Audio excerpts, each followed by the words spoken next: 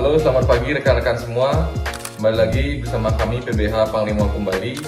Kali ini kita akan melaksanakan pendampingan di Polresta Denpasar terkait klien PBH atas dugaan tindak pidana penipuan dan penggelapan sebagaimana diatur di dalam pasal 372 dan 378 KUHP.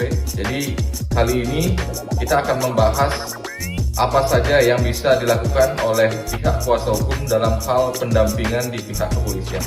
Mari ikuti terus video ini. Sampai jumpa di Polresta nanti.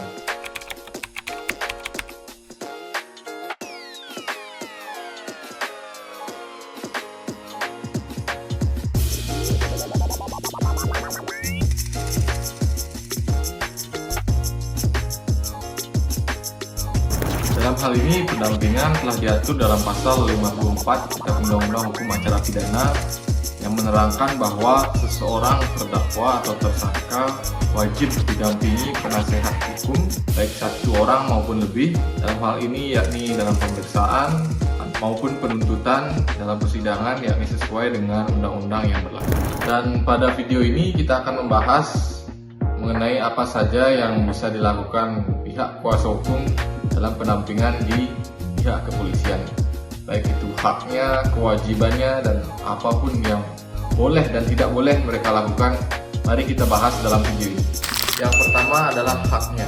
Kutip dari beberapa jurnal, hak dari kuasa hukum dalam pendampingan di pihak kepolisian adalah sifatnya fakultatif. Apa itu fakultatif? Yakni pihak kuasa hukum hanya bisa mendengar dan melihat jalannya pemeriksaan apakah sudah sesuai dengan hukum atau undang-undang yang berlaku atau tidak. Setelah itu, kewajiban penasehat hukum dalam pendampingan di pihak kepolisian yakni tentunya memberikan pendampingan dan juga mengawasi jalannya proses penyelidikan, penyidikan, bahkan sampai nanti di persidangan.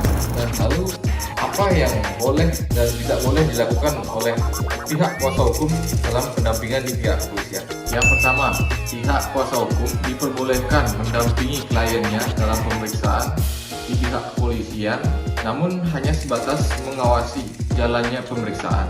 Dan dalam hal ini juga pihak penasihat hukum diperbolehkan untuk membaca BAP, dalam hal ini yakni membantu tersangka ataupun kliennya dalam memeriksa apabila ada kesalahan maupun kekeliruan dalam penulisan berita acara pemeriksaan oleh penyidik.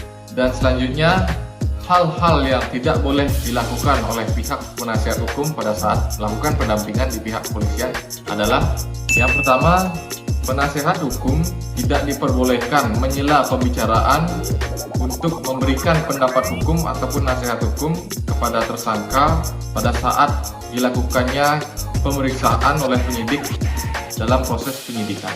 Namun tak jarang dalam proses pendampingan di pihak kepolisian sering kita dengar ataupun kita lihat pihak kuasa hukum berdebat dengan pihak penyidik di kepolisian terkait dengan alur atau jalannya proses hukum yang sedang berjalan.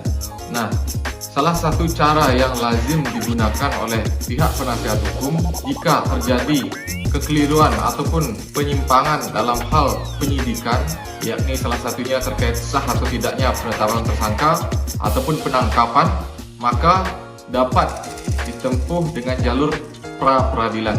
Nah, jalur pra-peradilan ini akan kita bahas di video selanjutnya.